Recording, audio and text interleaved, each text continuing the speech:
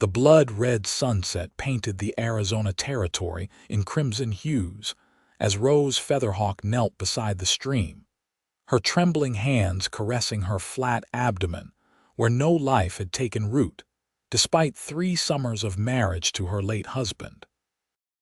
The year was 1875, and the once proud daughter of the Apache chief felt the weight of her tribe's whispers growing heavier with each passing moon. "The spirits have cursed my womb," Rose whispered to herself, the cool water slipping through her fingers like the children she feared she would never bear. At 23, Rose had already endured more than most women twice her age. Her husband, a brave warrior, had fallen during a skirmish with cavalry soldiers the previous winter. Now, as the sole woman in her tribe without children, she felt increasingly isolated, a barren island amid a sea of families. 10 miles away, Yates Eastwood guided his horse toward the small town of Copper Springs. At 28, the Texas-born cowboy had spent the last decade driving cattle, breaking horses, and occasionally lending his gun to those who could pay. His weathered face and calloused hands told stories of hard living, but his eyes, sharp blue like summer lightning, revealed an intelligence that surprised those who bothered to look. Yates had come to Arizona seeking work after the cattle operation he'd been with in Colorado had folded. His reputation as a horseman preceded him, and he'd heard the Double R Ranch outside Copper Springs was hiring experienced hands. "Just a few more miles, Dusty," he murmured to his dun-colored gelding. "Then we'll both get a proper meal and rest." The town materialized on the horizon like a mirage, wooden buildings rising from the desert floor. It wasn't much a general store, a saloon, a small church, and a handful of other establishments, but to a man who'd been sleeping under the stars for weeks, it looked like paradise. As Yates rode down the main street, the tension in the air was palpable. A group of men clustered outside the saloon, their voices raised in anger. Another group, all Native Americans, stood across the street, their faces impassive but their postures defensive. "What's happening here?" Yates asked, reining in beside an older man smoking a pipe on the boardwalk. "Apache delegation came to trade," the man replied, gesturing with his pipe stem. "Everything was peaceful until someone accused them of stealing horses. Now everyone's getting riled up." Yates dismounted, tying Dusty to the hitching post. "Anyone actually see them take anything?" "Course not," the old-timer snorted. "Just an excuse to start trouble. These folks been trading here peaceful like for years." The confrontation escalated as Yates watched. A burly man with a thick beard stepped toward the Apache group, his hand hovering near his pistol. "I said I want those horses back, or there'll be hell to pay." The leader of the Apache delegation, a dignified man with silver streaking his black hair, remained calm. "We have taken no horses. We come in peace, as always." Lying savage, the bearded man drew his pistol, but before he could raise it, Yates stepped forward, catching his wrist. "That's not a good idea, friend." Yates' voice was soft but carried the unmistakable edge of someone accustomed to dangerous situations. "Who the hell are you?" the man snarled, trying to wrench free. "Just a traveler who'd prefer not to see bloodshed when words might do." Yates maintained his grip. "Put the gun away."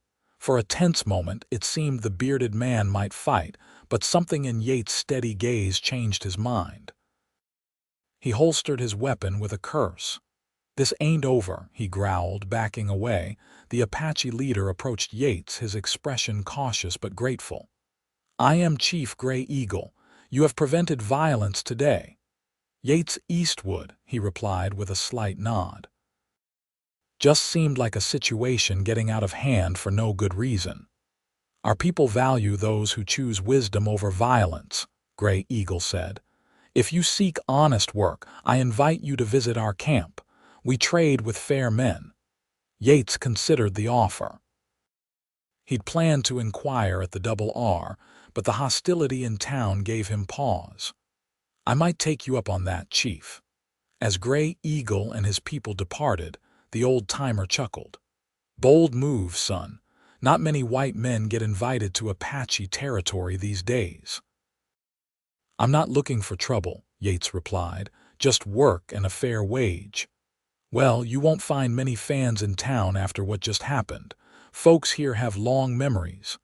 Yates sighed, untying Dusty. "Then maybe I'll see what the Apache have to offer."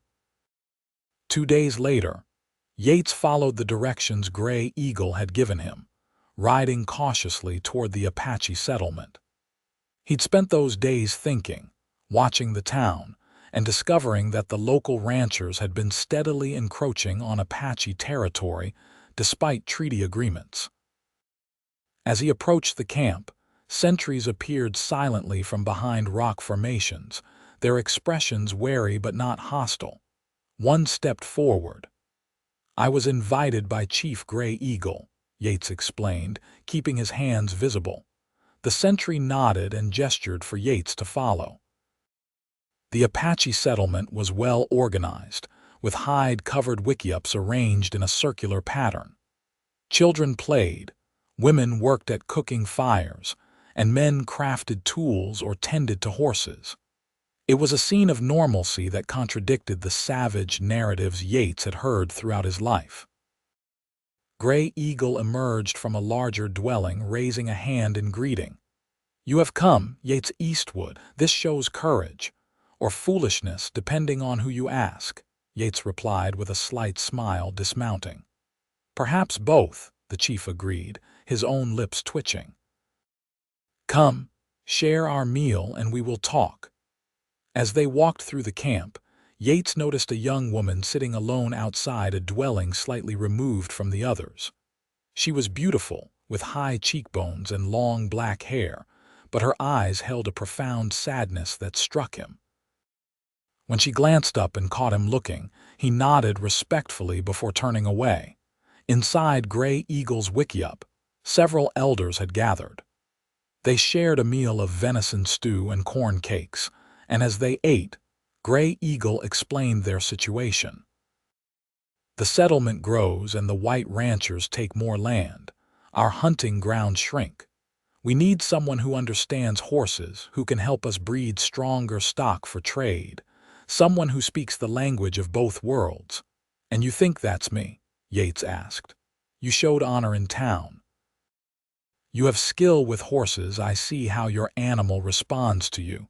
And you came here without fear." Yates considered the proposal. It wasn't what he'd expected, but it offered meaningful work and a chance to be part of something worthwhile.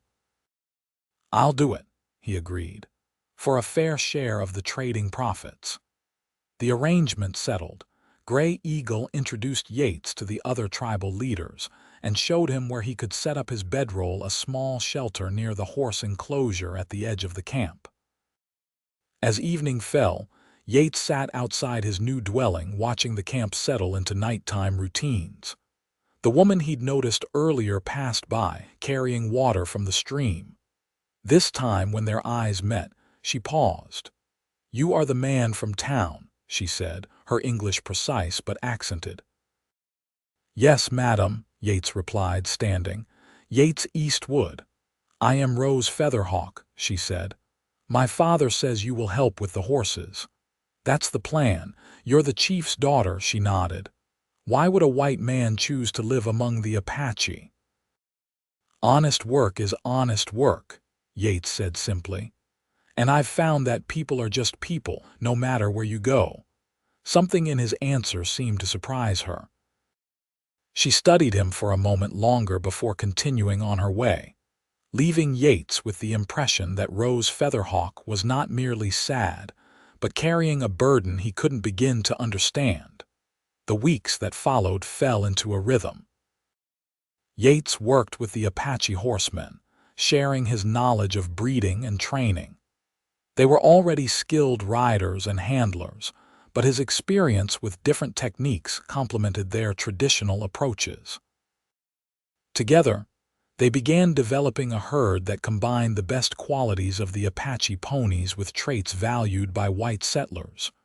Rose often worked nearby, gathering herbs or tending to other tasks. At first, they rarely spoke beyond polite greetings, but gradually, a tentative friendship formed.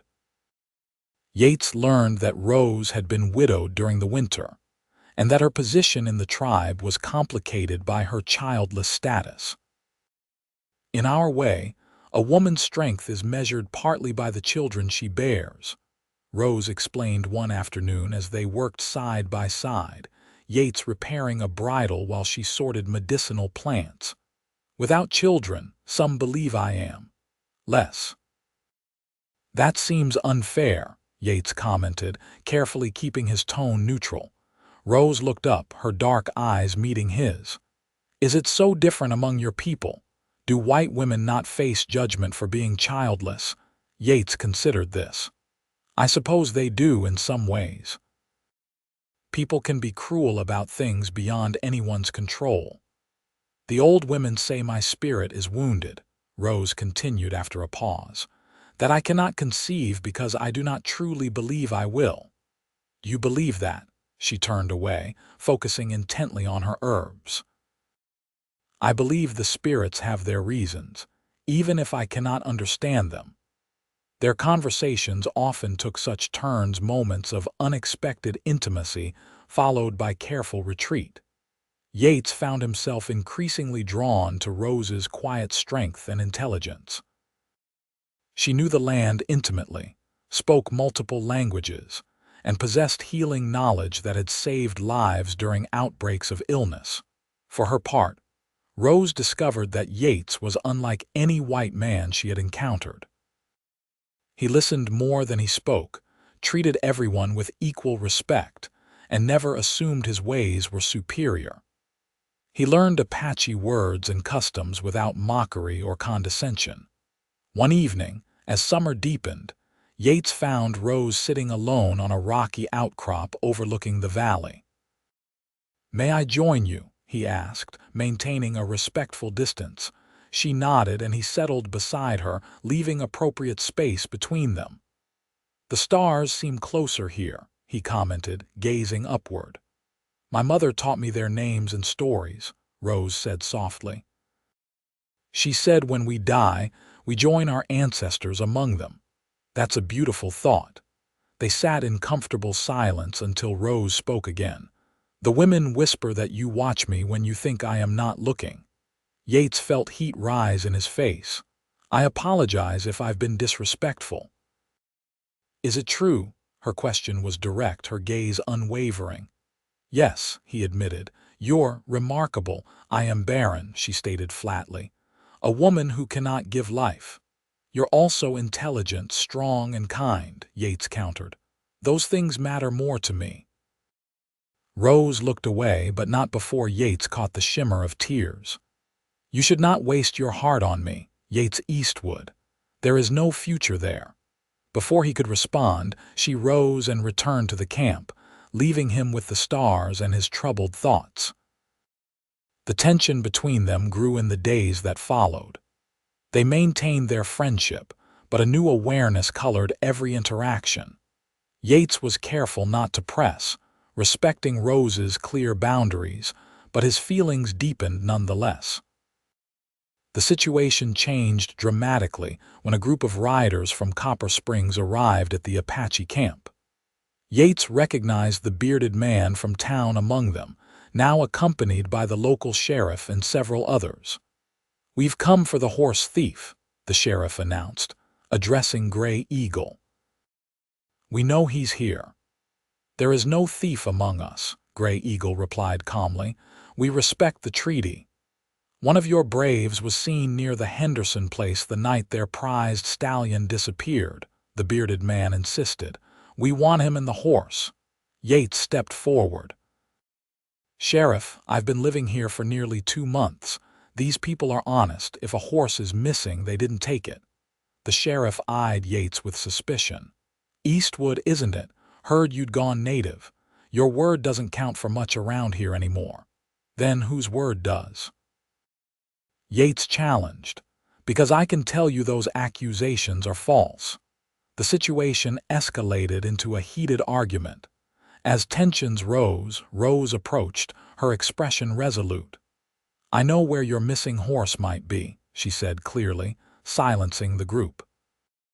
There is a canyon to the north where wild horses sometimes shelter. A domesticated horse could find its way there if it escaped. The sheriff hesitated. And you'd show us this place? I will guide you, Rose confirmed. At dawn tomorrow. After the riders departed to make camp nearby, Gray Eagle questioned Rose privately, with Yates present. Daughter, why involve yourself in this matter? Because I have seen signs of a large horse in that canyon, she replied. And because if I do not help, they will return with more men and less patience. Yates admired her strategic thinking but worried about her safety. I'll accompany you tomorrow. Rose nodded, accepting his offer without argument, which told Yates she had anticipated, perhaps even counted on his protection. Dawn broke clear and cool as Rose and Yates led the sheriff's party toward the canyon. They rode in silence for several hours, climbing into more rugged terrain. Yates stayed close to Rose, watching the others warily. How much farther? The bearded man demanded as they navigated a narrow trail. Just beyond that ridge, Rose replied. The canyon opens below it. As they crested the ridge, a stunning sight greeted them. A small valley lay nestled between steep canyon walls, a stream cutting through its center. And there, grazing among a band of wild horses, stood a magnificent chestnut stallion wearing the remnants of a halter. That's Henderson's horse all right, the sheriff confirmed, visibly relieved. Looks like it broke free and found itself some company. The recovery of the stallion diffused the immediate tension. As they led the animal back toward town, the sheriff rode alongside Yates. Seems we misjudged the situation, he admitted grudgingly. The Apache woman's knowledge saved us a lot of trouble. Her name is Rose Featherhawk, Yates said pointedly. And yes, she did. The incident marked a turning point.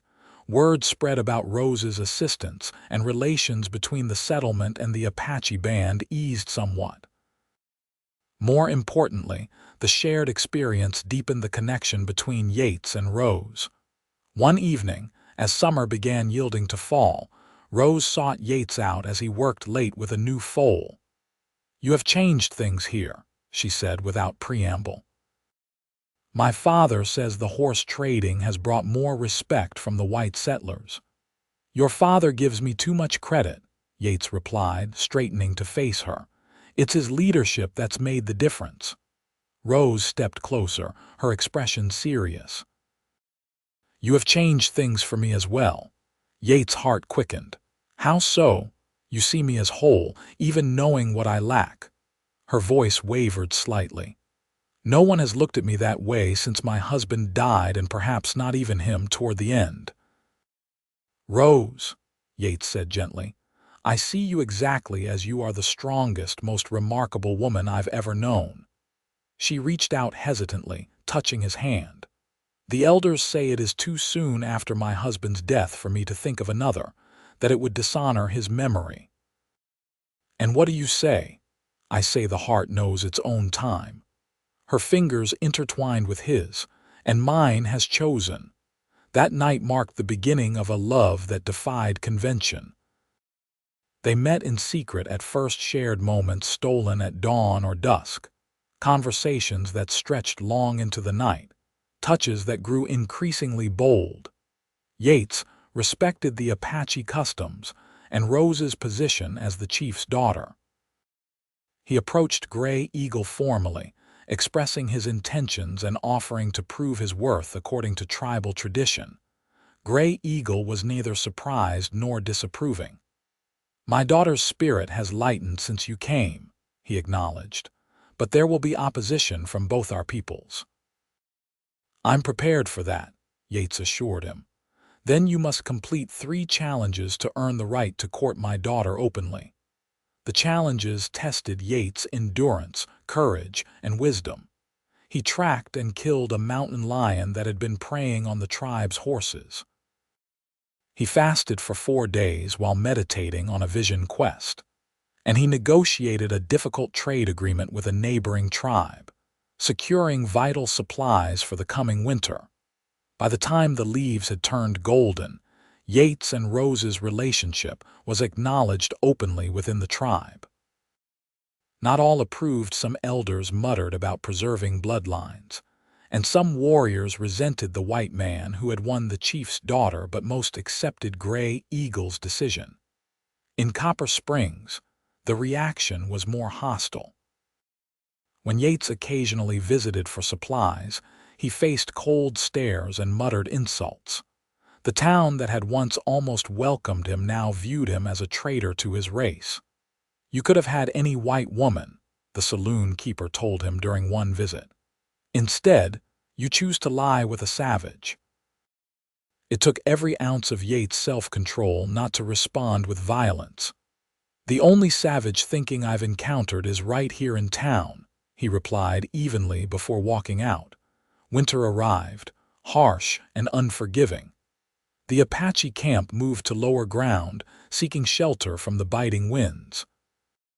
Food became scarce, and illness swept through the community. Rose worked tirelessly alongside the medicine woman, using her knowledge of herbs to treat the sick. During this difficult time, Yates and Rose's bond deepened further. They were formally wed according to Apache tradition during the winter solstice, with Gray Eagle himself blessing their union. As they lay together that night in their wickiup, Rose confessed her deepest fear. "I may never give you children, Yates," she whispered against his chest. "The Apache medicine woman examined me again last week. She said I cannot have children, that my womb is twisted inside." Yates held her closer. "Then we will be a family of 2, and that will be enough." "You say this now," Rose said, her voice aching, "but all men want sons. One day you may resent me." "Never," Yates promised, kissing her gently. "Never, Rose." Spring arrived with renewed hope. The horse breeding program flourished under Yates' guidance, bringing prosperity to the tribe. Rose continued her work as a healer, her reputation growing even among some of the white settlers who sought her remedies when conventional medicine failed. Their happiness was shadowed only by Rose's continued inability to conceive. Though Yates never complained or expressed disappointment, Rose noticed how his eyes lingered on the children playing in the camp. She saw his gentle way with the foals and calves, the natural paternal instinct that would never find expression with a child of his own. Summer brought unexpected visitors, a group of travelers heading west who had heard of the white medicine woman living among the Apache. Among them was a young woman, barely 20, heavy with child and desperately ill with fever. "Please," her husband begged Rose. "The doctor in town said there was nothing he could do. We've heard you work miracles." Rose took the woman into her care immediately. For 3 days and nights, she battled to save both mother and child, using every remedy she knew. Yates helped however he could, bringing fresh water, preparing medicines under Rose's direction, and offering comfort to the anxious husband. On the 4th day, the young woman went into labor. The birth was difficult and dangerous. As dawn broke, a baby girl entered the world, tiny but healthy, her cries strong and indignant. The mother, however, slipped away despite Rose's desperate efforts to save her. "I am sorry," Rose told the devastated husband, placing the swaddled infant in his arms. "Your wife's spirit has joined the ancestors, but she left you this gift." The man stared at the baby with horror and grief. "What am I to do with a child? I cannot care for her. I am alone with no family, no home yet built." For 3 days the man remained in the camp, his grief overwhelming him. He could barely look at his daughter, let alone tend to her needs. Rose cared for the infant, nursing her with milk from a goat, keeping her clean and warm. On the fourth day, the man made a decision. "I cannot take her," he told Rose and Yates. "She deserves a mother's love which I cannot provide. If you will raise her as your own, I will relinquish all claim to her." Rose looked to Yates, her eyes wide with shock and hope. "Are you certain?" Yates asked the man. "This is not a decision to make in grief." "I am certain," he replied. "My path lies westward, and it is no journey for an infant. Here she would have two parents who already care for her. It is better this way." That night, after the man had departed and legal documents had been drawn up in town with the help of a sympathetic judge, Rose sat beside Yates outside their dwelling. The infant whom they had named Sarah, after Yates' mother slept peacefully in a cradle fashioned from a sturdy basket. "I never thought to hold a child of my own," Rose whispered, watching the baby's chest rise and fall. "The Apache medicine woman said I cannot have children, that my body would never know this blessing." Yates reached out, taking her hand. "Sometimes the spirits find different paths to the same destination." Rose's eyes filled with tears. "When I saw you hold her for the first time, something broke open inside me, as if a dam had crumbled and all the love I had been holding back came rushing forth." "She's perfect," Yates said, gazing at their daughter. "And so are you." In the years that followed, Yates and Rose raised Sarah with devotion, teaching her both Apache and white traditions. She grew into a bright, curious child who bridged two worlds with the same natural grace her parents had shown. To everyone's astonishment, especially the medicine woman's, when Sarah was 3 years old, Rose discovered she was with child. The pregnancy was difficult but successful, resulting in a healthy son they named Michael, after Rose's father's Apache name. "How is this possible?" Rose asked the medicine woman, who examined her with bewilderment. The old woman shook her head in wonder. "Sometimes the body heals itself in ways we cannot understand. Or perhaps it was simply that your spirit needed to hold a child first, to believe completely."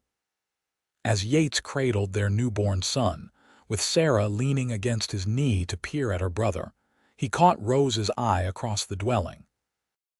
"You were right," he told her with a smile. "The Apache woman said you could not have children until the cowboy held their baby in his arms." Rose's laughter, joyful and free, filled their home.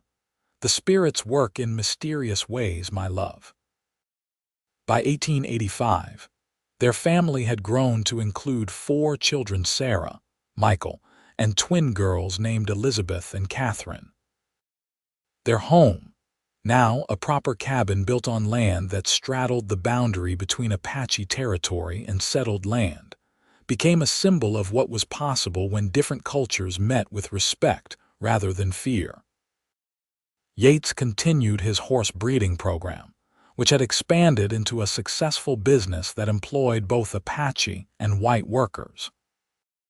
Rose's healing practice grew renowned throughout the territory, and she trained several apprentices, including her eldest daughter, Sarah, who showed a remarkable aptitude for medicine. On their 10th wedding anniversary, Yates took Rose back to the rocky outcrop where they had first acknowledged their feelings for each other.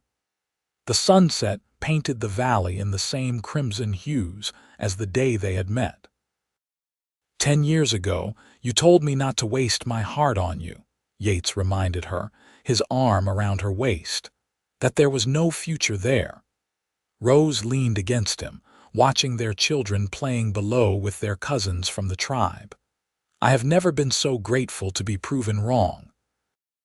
"Nor I so blessed by another's mistake," Yates replied, kissing her temple. "Every day with you is a gift I never expected to receive." As twilight deepened into night, and the stars emerged, the same stars Rose's mother had named for her long ago, they stood together, bound by a love that had defied convention, overcome prejudice, and created a family that belonged fully to two worlds rather than halfway to either.